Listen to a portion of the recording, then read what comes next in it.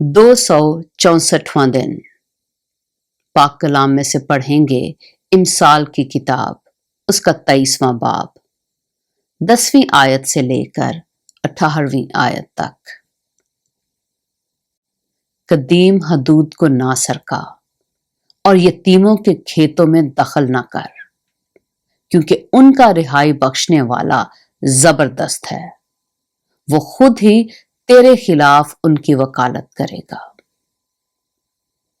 تربیت پر دل لگا اور علم کی باتیں سن، لڑکے سے تادیب کو دریغ نہ کر، اگر تو اسے چھڑی سے مارے گا تو وہ مر نہ جائے گا، تو اسے چھڑی سے مارے گا اور اس کی جان کو پاتال سے بچائے گا۔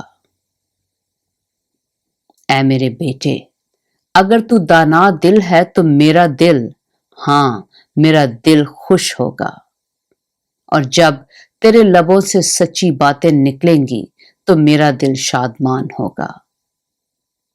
تیرا دل گناہ گاروں پر رشک نہ کرے، بلکہ تو دن بھر خداوند سے ڈرتا رہ، کیونکہ اجر یقینی ہے اور تیری آس نہیں ٹوٹے گی۔ پاک کلام کے پڑھے اور سنے جانے پر خداوند کی برکت ہو۔